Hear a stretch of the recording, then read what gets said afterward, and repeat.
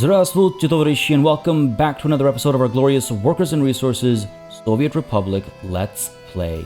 It is yet another glorious day in our glorious nation as we continue once more to make progress towards a glorious future. Folks, it has been quite the hiatus, quite the time away from our nation, but we are back now, hopefully returning to our regular schedule with some very interesting twists and turns that were perhaps unexpected. Hopefully unexpected, and hopefully they come as a pleasant surprise. I'm particularly excited for them. Today's session is going to be a little different from what you might have expected from the session following the work we did in our previous session. I figure now is a great time to take advantage of an opportunity that's come up because of updates to the game, but also because of this long break between sessions. This episode might be a slightly shorter one, and for that I do apologize, but it's not because of any reason other than how long it would have taken to produce this episode if everything goes well. I'm not going to keep you waiting for too long. Today's episode is going to largely be a time lapse as we make some massive changes to our nation, as we retrofit some things that I've been told should not be attempted. But I'm a man of risks, and as I like to say, what is life without risks, right? Folks, I just want to say, as always, if you've been enjoying this series, if you are glad to see it back, and if you would like to see it continue, please don't hesitate to keep letting me know. Leave a like and a comment down below. As always, it makes a massive difference in just letting me know what y'all are interested in watching on the channel, letting me know what I should keep going, what I should slow down. Again, it is because of your interest in Workers and Resources Soviet Republic in the past that this episode is happening right now. It's why we're over 230 episodes in now, and why we're going to continue going strong despite the prolonged delay between this episode and the previous one. But folks, like I said, I will not keep you waiting for much longer. Just wanted to say, as always, if you like the show, let me know. It's what keeps the show going. With that said, we're actually going to dive into a time lapse, and I'll explain everything as it happens. Folks, it's time-lapse time. It was said that it could not be done, or perhaps that it should not be done because of the potential loss of life. But either way, folks, it has been done. After a very, very long time spent contemplating the decision, after a lot of hemming and hawing and wondering, I've taken the plunge. A bit of a risk, and it might throw us all into hot water. Ideally, it will throw us into hot water because, folks, I've decided to go back in and add seasons to our game. This has always been an option. There's a little checkbox in the settings screen allowing us to enable or disable seasons or various other new additions to the game. And during this, unintentional hiatus from Workers and Resources Soviet Republic, I kept my eye on all the updates that were happening still. I wanted to make sure that I was familiar with the changes being made to the game so that when we eventually came back to it, I wouldn't feel like a fish out of water. And I just saw more and more extremely cool features being added that we wouldn't be able to experiment with or check out because they involve, massive rebuilds and restructures, and much like with seasons, enabling or disabling various options. There's a crime and justice. There is the new water system now. There's a lot going on in the game. And I felt sort of like I was falling behind in a way by leaving all those out. And then I started to think, well, if I'm going to activate those, then why don't I try activating seasons? And I mean, the reason I haven't for so very long is because, as many of you have pointed out, it's very dangerous. We're going to see the loss of life. Things might fall apart. Things might break if I don't do this properly. There's a lot of risks here. So I do have a save game sort of checkpoint kept aside where we can come back to it if things go that horribly wrong and we all regret this decision that I've made sort of unilaterally. Then we can totally, kind of come back to this state and get the ball rolling again. Or maybe I can actually just deactivate seasons again. I'm not sure if that's actually an option to turn off a setting that you've turned on, but we'll cross that bridge when we get there. Hopefully we don't have to do that. Hopefully we can instead keep playing with seasons active and with with all the other elements being added as we go on as well. There are a couple of things I discussed after the time lapse that I would love to hear your thoughts on. I'm going to try and avoid repeating myself between the recording of this time-lapse audio and the, everything that I talk about after the time-lapse, but I do apologize if there is some repetition. It can be very hard to separate elements at times, so I just want to apologize in advance. But yeah, I decided to implement seasons, and seasons involves two major things. Well, more than just two major things. That's sort of downplaying it. You might have noticed as we loaded into this session, the colors were completely different. Like the trees look completely different. It looks so much prettier. I think it looks much more gorgeous. This game looks better than it ever has before. So there's that aspect to it. There's the visual aspect to it that I'm glad we'll be able to engage with. But then in terms of the actual work we had to do today, there were two major elements. One was heating, as I kind of alluded to earlier, and the other is actually dealing with snow on the roads. Now, after the time lapse, I explain in great detail how heating actually works, and I think I explained in accurate detail how heating actually works. I hope so, because if I'm not accurate, then we're in for a world of hurt. But I do forget to touch on the fact that I install, I believe the buildings are called technical service buildings, and those are the buildings where a bunch of snowplows, I'm not sure exactly how they work out, so I'll have to check in a bit more. But they're much easier than heating itself. But basically, a bunch of snowplows go out and they clear out the roads when it snows. And snowy roads are less efficient. Like vehicles move more slowly on snowy roads. So I have to so I just have to make sure I get good coverage from those technical service buildings, and I have to make sure that we're actually keeping the roads clear and stuff like that. But that's the less, I would say, dangerous side of this of seasons. The more dangerous is heat. If people don't have heat, then they start to die because of the cold. And so I'm trying to get the heat distribution to work properly. There are limitations to how much heat is output by a heating building, by a heating station. Heating stations need coal, and then they output a certain amount of hot water.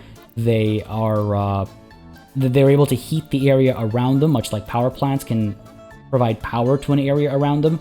Heating plants are able to heat an area around them, but to actually, as you can see over here, as I try to put a heating plant down over here, but any other spaces that need heat, basically what you do is you build your heating plant, and then you attach water pipes to them to deliver hot water that those heating plants have made using coal and workers, like time, not the bodies of the workers, but in some ways the bodies of the worker. But I'm not going to get into that existential conversation. But basically, you are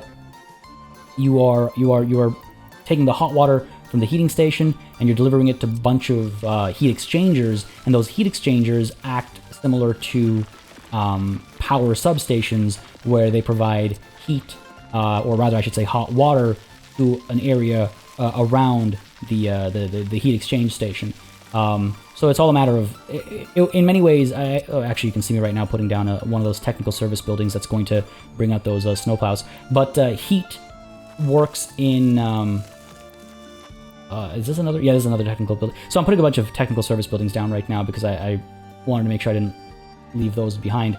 And the only reason I'm interrupting myself to point those out is because I completely forget to talk about those after the time lapse. So here's another one. I wanted to put one, I think, close to the airport, because I felt like it was a suitable place. It sort of made sense. I want to make sure Brixtonia had one. As you can see, I'm trying to spread these guys out. I don't know if they need workers. I know they need vehicles. I don't know if they need workers to operate, but I'm trying to get them in as many areas as possible to make sure, fire trucks aren't slowed down. Like, don't just think about workers getting to their jobs. Don't just think about goods being transported from place to place. Think also about emergency services like ambulances and fire trucks and stuff. So you can see I'm trying to put some down close to the highway junctions, or the on and off ramps and things like that, putting some close to hospitals, and just trying to get a wide spread to make sure that these guys are able to keep the roads clear, not just at the most important areas, but yes, those are what I'm prioritizing, but they are also able to keep just the roads clear across the board, as much as possible. That is a lot of technical service buildings. Anyway, sorry, I digress. So right, heat exchange. It works much like power does. The one differentiator is that it also kind of works like oil, where the pipe can only be so long before you need a pumping station to keep that water flowing further. And the way it works is hot water is then delivered from the heat exchange building. It's like sort of automatically connected, kind of like, again, electric, like power substations. Automatically connected using, as you can see, these red lines to all the buildings close to the exchanger. And then each of the buildings that it's providing hot water to has a like a water tank that needs to be filled up with hot water to provide heating to the building. And each building, depending on its size, has a different amount of water that it can store. And I'm just not sure how that'll work, practically speaking. Theoretically speaking, and speaking from real-life experience, I know how that works. But speaking from, like, in-game, I'm not sure if a building can have, 30 cubic meters of water, but you're only delivering 15 cubic meters of hot water. Is it going to be warm enough to sustain people, or is that not enough heat? Like, I'm not sure about those details, and we're going to find all that stuff out together. If some of you have cold hard answers and facts that you want to share, go for it. I, of course, as always, I read all the comments. Even if I'm not able to respond to them, I am reading them all as they come through. I always do, and it'll inform my my approach going forward, I guess. But we'll have to experiment with that. But as you can see, like, I'm trying to get, in theory, a decent amount of heat in as many places as possible. I've got for the most part, coal being delivered directly from coal mines or aggregate storages into the heating plants themselves as well, though there are some locations that will require vehicles to actually move the coal. You can see me here, by the way, struggling with the fact that this building wasn't allowing me to build underground pipes, and it's just because of how, like, the building had to be on a minimum height, I guess. So you see I'm terraforming over here and adjusting the space so that I could actually take those pipes underground, because it wasn't allowing me to make underground pipe connections. And that was actually one of the huge contributors to this decision, that this endeavor would have been impossible had the developers not added underground pipes to this game. It's the only reason I was able to do this. Without the underground pipes that were added in after seasons were initially added, without those underground pipes, this would have been impossible. We would have had to uproot entire neighborhoods to actually get the hot water to the destinations. So I'm really glad they ended up adding the underwater option. As you can see, I'm constantly going into this underground view to get the pipe connections done. And it again, because it sometimes needs pumping stations and stuff like that, it's not always just a matter of connecting one end to the other. Sometimes I have to take into consideration the pumping stations and distances and angles and turns and all that kind of stuff. Particularly going to be challenged by that over here, as I have to find a spot to put a pumping station down, literally right next to the heat exchange. Quite unfortunate. We were so close. But yeah, it still provides a bit of a challenge, but it's a more reasonable challenge. I think it's fair to assume underground distribution networks exist, so I'm glad the developers have implemented that. I'm not entirely sure, well, of a few things. One of those being, just how this is all going to play out practically. I take some risks with some of the numbers, as I'll discuss after the time lapse. There's a mathematical, as it always is with this game. There's a mathematical threshold as far as input and output is concerned, and throughput even is concerned with the hot water, and I'm definitely taking a couple of risks with it here and there, and we'll just kind of have to see how that plays out, I guess. Trying to figure out what else there is to touch on over here right now. I mean, I talk about quite a bit after the time lapse as well. We go over some of the details, the finer points of some of the decisions I've made here. You'll see at the end of this time lapse, I do go back in and add a couple of trees. Quite a few trees, actually, because we have to take quite a few of them down. Oh, right, the other thing, from that path, or trying to put that path down, reminds me. The other thing I have to concern myself with is actually getting workers to these heating plants. And that's something I'm trying to figure out what I want to do next session. Next session, I'm thinking I might rework all the electrical, like I was going to do this session, but that was a conversation a long, long time ago.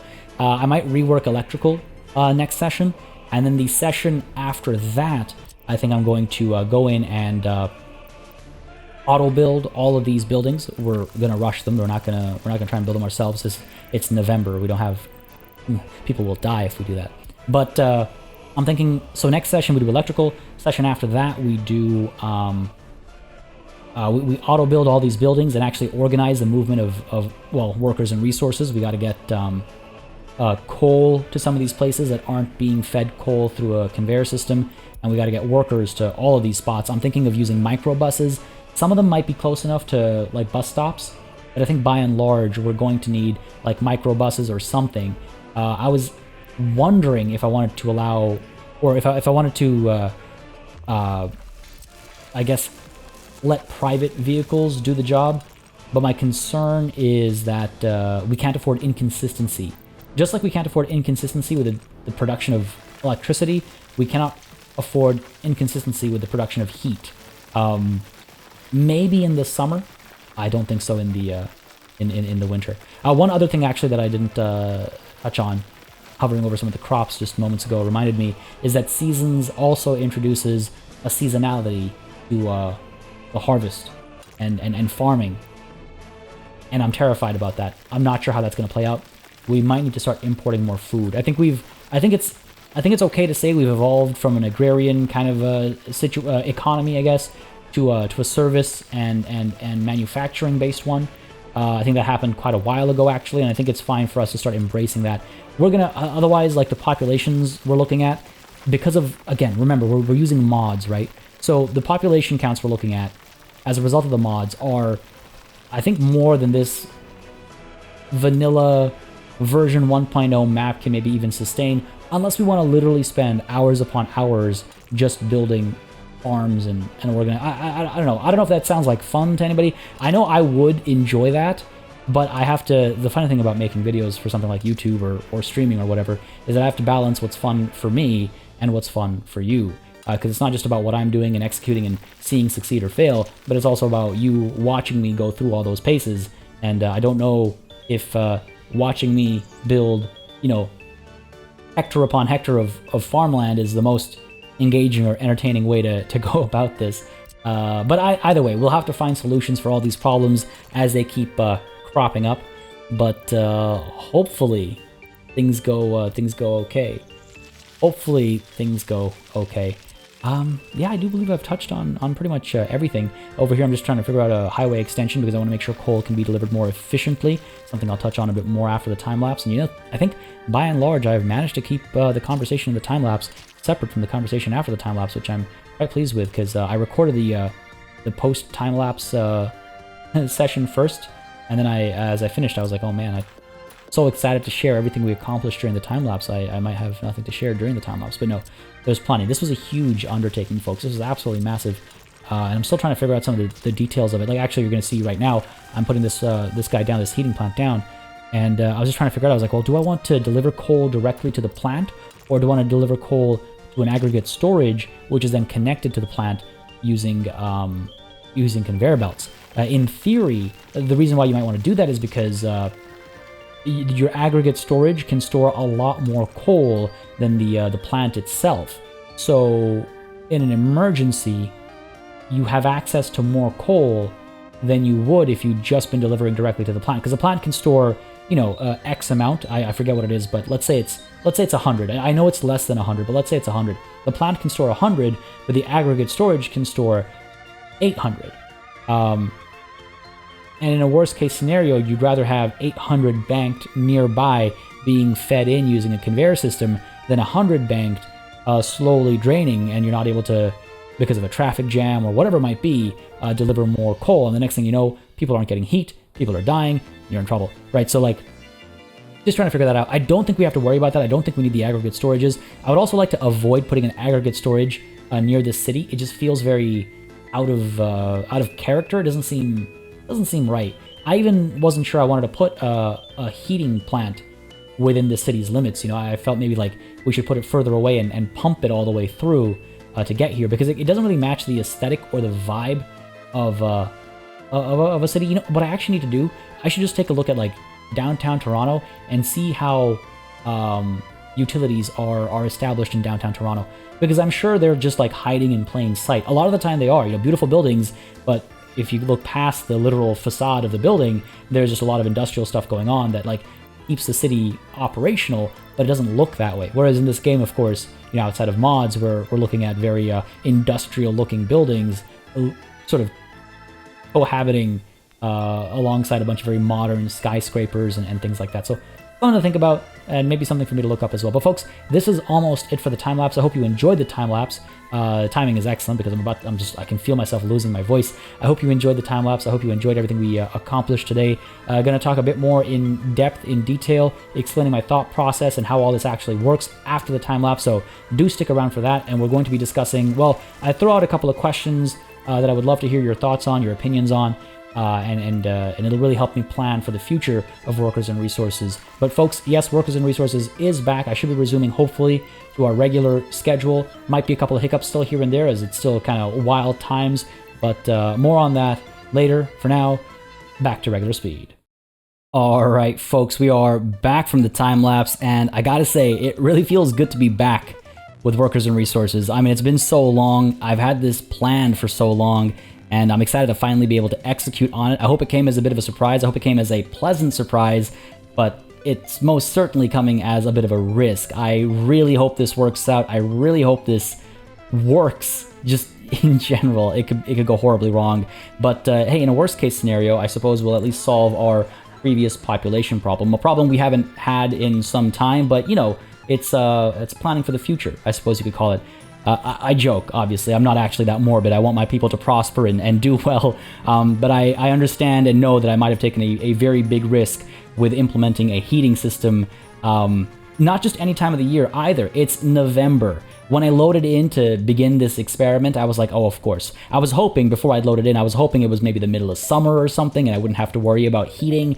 But no, of course, it has to be just before the snow starts to fall and just before the temperatures start to drop. I mean, at least it's not like January. I'm not sure if the climate is modeled after what we get here in Toronto, where the coldest months would probably be like January, February, and then it keeps snowing until like May, like middle of May. I don't think that's how it's modeled, but either way, if I see November, I think it's safe to assume it's about to get real cold real soon. In fact, it's already -1 degree Celsius. If you're not familiar with living in cold conditions without the tools to do so, even 0 can feel like death. I've lived in countries where they expect warm climates like year-round, but because of just climate change and stuff, it's been getting colder and colder in some of those places.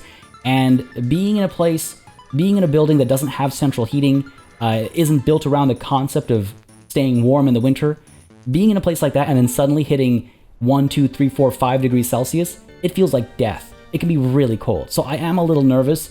Not just because of the data I see here, but also because of my own sort of personal lived experiences. But I think it'll be interesting to see how it all plays out, and I really hope it goes well. I will very quickly go over some of the elements we saw during the time-lapse. This was a doozy of an episode to record. It was a very long episode to record, not just in the research of how all this stuff actually works. I wanted to make sure I had the numbers right, and even then I'm sure I've got some things wrong, and I've misunderstood some things, and some things will be inaccurate simply because of the number of mods we're using, right? Like the math I've seen work for the vanilla games, like population density isn't going to apply to, Uprisinggrad or really any of our newer cities where the population density is through the roof. So I'm sure there will be sort of an adjustment period, and I'm sure we'll have to come back in and add more density to the flow of hot water. But we'll cross those bridges as we get there, as I like to say. But either way, as I was saying, this episode was a long time coming. It took a long time to produce this episode, between researching how climate works and how hot water flows, and doing the math and actually doing those time lapses as well. I hope you don't mind that it's a shorter episode as a result of that. But folks, this is the return of Workers and Resources on the channel, so we'll be returning to a mostly regular schedule moving forward, I should hope. The next step, I think, is going to be, what was going to be our current step, actually, is reworking our wiring. I'm sure some of you remember that we were planning on doing a time-lapse of getting the power set up again, because now we're bringing power in from the nuclear power plant over here. But we were struggling previously with getting the wiring all done, and it really created a hot mess over here, and I hate it. I absolutely despise how this looks. So I think the next session, and let me know what y'all think in the comments, I think the next session we'll probably do another time lapse and fix up all of our wiring, and then the session after that perhaps we'll do plumbing. I haven't yet activated the new water system that's been introduced in the game. I also haven't yet activated the law and order systems, which I can't recall now where they're located. I think it's under the infrastructure. Yeah, the crime and justice. Sorry, not law and order. The crime and justice settings have not yet been enabled, but we can do that later on from the settings. But I want to do this like sort of one step at a time, and that's sort of what drove me to activate heating today. It's like there's so many pieces now that if I keep leaving them off, pretty soon we're not going to be engaging with half of the game's features. I'm exaggerating, obviously, but it feels that way. So I figured we'd activate heating, we'd deal with heating, and then we'll activate plumbing eventually, and then crime and justice eventually as well. But I think before we get to water and crime and justice, we should rework our power supply chain or whatever. What's the term for it? Our power distribution, I guess. So let me know what you guys think again in the comments. If you would like me to take one approach or another, if you would prefer a certain prioritization over another, let me know in the comments, and I'll take that into consideration as well. But yeah, the next couple of episodes I think are going to be time-lapse heavy as we get some of this groundwork done. Anyway, my apologies. I digress over and over and over again. Let's get back on topic. Let's stay focused on what we actually accomplished during that time lapse. I'm sure I described quite a bit of it during the time lapse, and I hope I'm not repeating myself. I apologize if I do. But the way heating works is you've got these heating plants that require coal. Well, you can't see it here, but they require coal, and they output a certain amount of heat. That heat is in the form of hot water, and that hot water needs to be piped using small pipes and large pipes across the across your cities to various destinations. Not all spaces need heat, but all living spaces need heat. Some workplaces need heat. I believe schools need heat, and fire stations need heat. One of the big motivators for me to actually look at heating again was the fact that underground pipes had been added to the game. A huge addition. I believe that came at the same time as the underground, or no, I think it came after underground electrical stuff. But this was a huge motivator for me to look at this conversation again, because as you can see, like, again, overland pipes would have been hideous. We would have had to destroy a lot of like roads and stuff to get to where we need to get to. But using the underground pipes, we've been able to actually create this complicated network without having to destroy anything. And so I'm really glad this was an option. We had to do very little retrofitting, and that made me very happy that we were able to execute this. The only trouble we might see is the fact that our distribution might not be well executed, which could have happened either way, so we'll see. Anyway, so yeah, we have the heating plant. There's two variants. There's a small heating plant and the regular heating plant. Obviously, the quantity of coal consumed and the quantity of heat generated differs between the two. Then you've got pipes that'll actually move that hot water to the various destinations. Water can only go so far before it needs either a small heating pumping station or a heating pumping station to add sort of force to that flow of water. It's similar to what is it? It's oil, I believe, right? That needs similar pumping. Yeah, you've got like these the pumping station. So it's similar to that, except for water and for heat. So we had to set a couple of those up as well, and I will be auto-building these. I put them down without auto-build on for the purpose of planning, but now that all the planning is done, we will be paying for all these. It is the 12th of November. We do not have time to waste building all this stuff. This is an sort of emergency or an urgent decree, so we will be paying for all this, and I'm sure we can afford it. We got plenty of cash on hand. But yeah, so these heating pumps are used to basically get extra distance. So this pipe, for example, is going to bring hot water down. We get to the heating pump, and the heating pump adds distance. Now, this isn't the maximum length of the pipe. You might have noticed in the time lapse I built this the other way around. This is close to the maximum length of the pipe. Actually, I guess they're kind of equidistant. Either way, point being, so you got the heating pump, and this pushes that water through. Now, unfortunately, I hate that it does this. It's like kind of sticking out like that, and I tried to catch it everywhere it happened, but obviously some spots got past me, and I just wish it was a bit cleaner. Can we pull this back a bit? Go back to this, go underground a bit. Just get this to... I gotta familiarize myself with the new tools as well. A lot of this stuff has changed. A lot of the like there's grid snapping now. There's those angle measurements and stuff that you saw pop up. A lot of stuff has changed since the last time I played, so I'm gonna have to get used to some of these things. But yeah, anyway, sorry. Right, so the pumping station adds extra, distance to the water, and it finally arrives at one of these heat exchangers, either a small heat exchanger or a regular heat exchanger. I believe I've used only regular heat exchangers, and based on my research, based on what I've looked up and how I understand this to work, I believe one large heating plant, or one regular sized, I guess I should say, heating plant can supply 3 heat exchangers and 1 small heat exchanger at its limit. I need to rework, I need to double check the math, and if you know better, feel free to let me know in the comments, obviously, but I believe that should work. And then once it actually gets to this heat exchanger, as you can see, it works like power, where a giant radius is provided with that hot water, which in turn allows them to actually heat their living spaces. Now, there is a quantity of hot water that needs to be maintained. And I assume the game kind of models the mixture of hot and not hot water, because you can see like this flat over here, this building over here, has 13 meters cubed of water that it can store. Right now, all of that water is at 0 degrees Celsius, whereas when the hot water comes through, we'll see that climb up and up and up, gradually over time, as more of this 13 meters cubed of water gets replaced with hot water. If the hot water stops flowing, you can imagine the temperature starts to drop. I'm not sure exactly how this is modeled, and I'm not sure, like, I think I understand in theory how this is supposed to work, but in practicality, we'll see, if we're providing enough water. But what this hopefully tells you is that the heat exchanger, even though it can cover a massive radius, it is limited in how much water it's actually pushing through. As you can see, the heat water tank on the heat exchanger is 300 meters cubed. If we look back at the heating plant, I believe over here it says as well, the heat water tank is 1,050. So 1,050, 300 times 3 is 900, plus another 100, that's about 1,000, right? So you'd have 50 meters cubed of hot water left over if you have 3 heat exchangers and 1 small heat exchanger.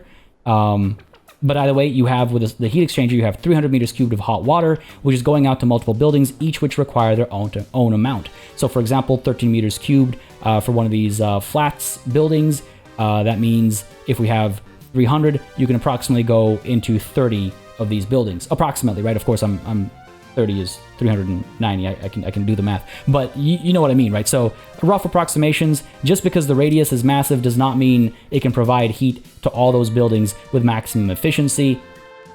Much like electricity, where sometimes you have to double up, like we did down over here at Uprising Grad. If I can find my spot again, I've got 2 of these guys over here, but again, they are actually both being supplied by this guy who has a 4th destination up over here. And the one thing I'm not sure about is, like, I'm sort of taking a bit of a risk here.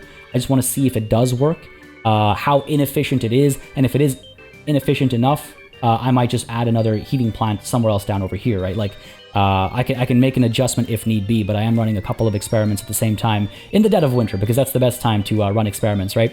But yeah, so that is how heating works. I just want to make sure I've covered all the topics. Right, and then the heat pumping stations also, as you can see, have different water capacities. They can handle different volumes of water, which is why we've had to use the large pumping station, or I guess the regular sized pumping station across the board, because we're almost always using the regular sized heat exchanger. When we start using the small heat exchanger, if we need to reach that with a sort of range extension, we can use the small heating pumping station instead, because they have a matching amount of water, distribution or need. Now, just as a note as well, the pumping stations have multiple outputs, so you will have seen during the time lapse as well, at some points I have got, I don't know, I apologize if I'm repeating myself.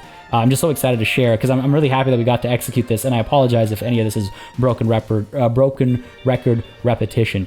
But as I was saying, so we've got this pumping station over here that is accepting 2 pipes and outputting 2 pipes as well. The thing about these pumping stations is that, the thing about the pipes is that they also have a limit of how much water can actually flow through them. So I can't just bring one line from the actual heating plant into the pumping station and then split it into 2. If I do that, then my 300 meters cubed per hour that's coming from the heating plant into the pumping station is being split up into 150 meters cubed per hour in these 2 directions. Instead, I have 2 inputs, meaning I have 300 plus 300 and 2 outputs, meaning 300 plus 300 output as well. So it should all balance out. It should all work in theory, but we'll check in practice, right? The other thing, of course, is we need coal, and some of these spots have coal coming in directly. I've been able to pull from the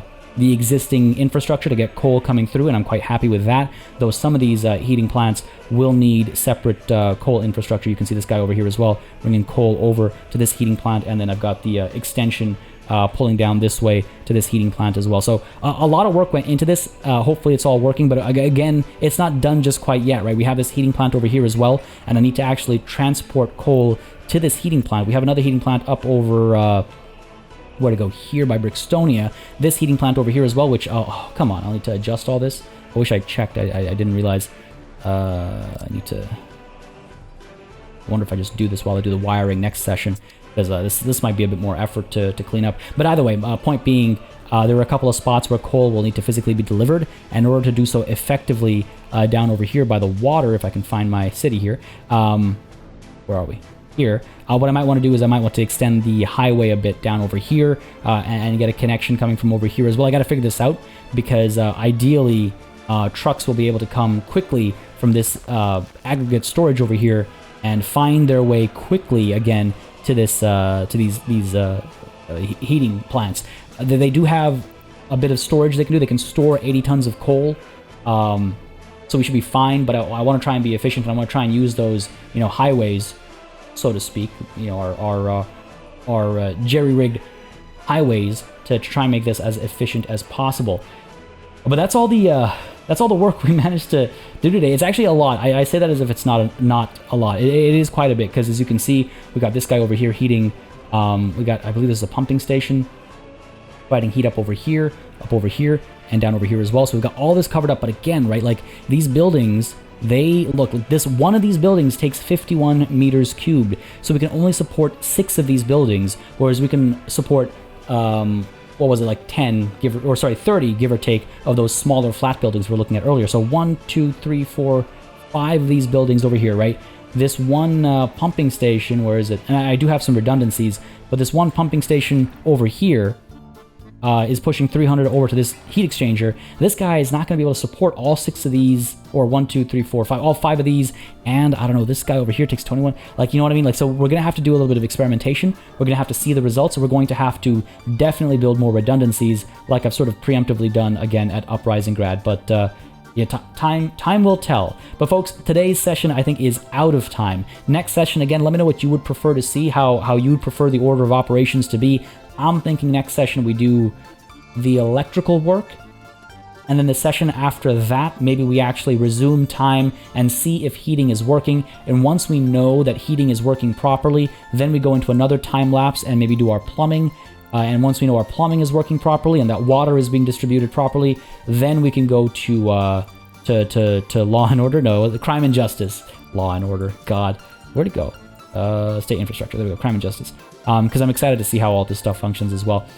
As always, the developers are working just ridiculously, creating an absolutely the words can't explain how wild this game is to me. How many systems keep getting added and retrofitted into the game.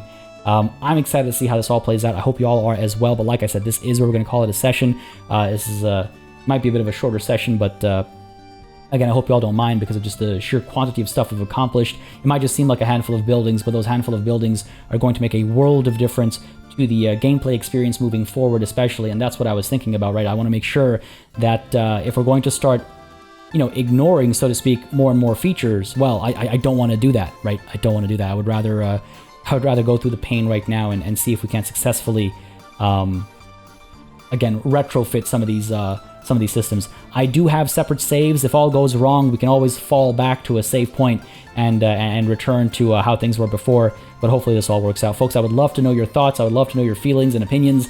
And if you are interested in seeing Workers and Resources back on the channel, please don't hesitate to let me know. Leave that like and comment down below. As always, it makes a very big difference. Just letting me know what I should do on the channel, what I should keep doing, what I should slow down, what I should speed up. Again, y'all know the drill by now. I'm sure you're painfully aware of how it all works around these parts. But folks, as always, a massive thanks goes out to all of the channel members and patrons who've been supporting the channel on a monthly basis. Y'all keep us alive and running smoothly.